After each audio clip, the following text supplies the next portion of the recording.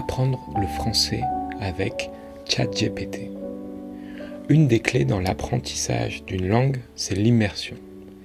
L'idée est de consommer du contenu, vidéos, podcasts, articles, etc., dans la langue que l'on apprend. Cela vise à entraîner notre compréhension. On parle d'input. Pour réussir son immersion, il y a 2 facteurs à prendre en compte. Vos centres d'intérêt et votre niveau actuel dans la langue que vous apprenez. En effet, consommer du contenu complexe et sans intérêt pour vous ne va pas servir à grand-chose. Pour bien progresser, il faut rester motivé. Pour cela, le contenu doit être intéressant.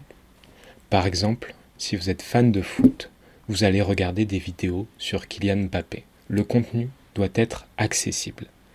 L'idéal, c'est quand ça vous pose des difficultés sans vous empêcher de comprendre le sens global.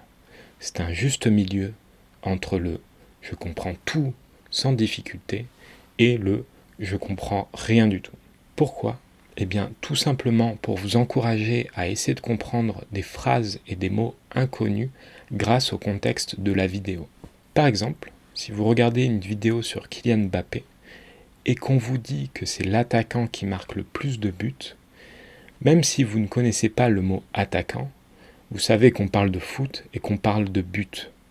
Et donc, vous allez pouvoir déduire le sens de ce mot inconnu. C'est à travers cet exercice que votre compréhension va s'améliorer.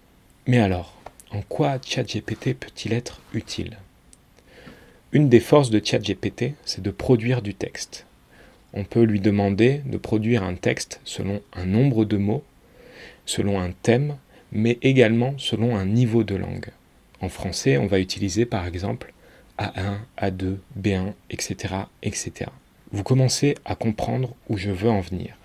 L'idée, c'est de demander à ChatGPT de produire un texte qui vous intéresse et qui corresponde à votre niveau dans la langue que vous apprenez.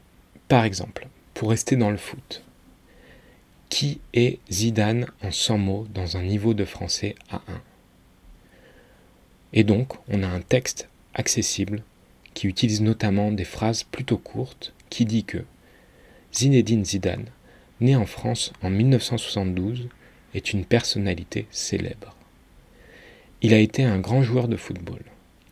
Il a commencé sa carrière en France, puis est allé en Italie et en Espagne pour jouer dans des clubs célèbres.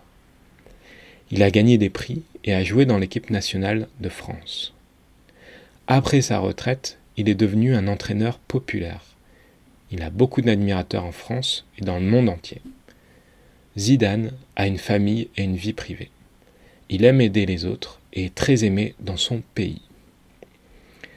La même chose avec un niveau différent. Qui est Zidane en 100 mots dans un niveau de français C2 ?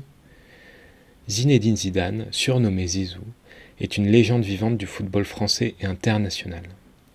Né le 23 juin 1972 à Marseille, il a marqué l'histoire du sport par son talent exceptionnel et sa vision du jeu.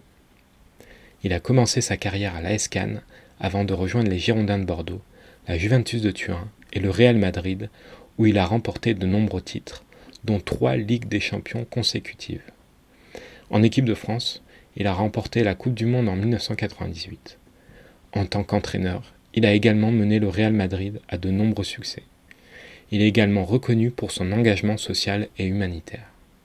Ici, j'ai pris des exemples courts de 100 mots seulement, mais c'est applicable au format que vous voulez. Et on voit bien la différence entre les 2 niveaux. Par exemple, entre « il aime aider les autres » versus « il est également reconnu pour son engagement social et humanitaire ». Ce qui veut dire la même chose, mais dans des niveaux de langue différents.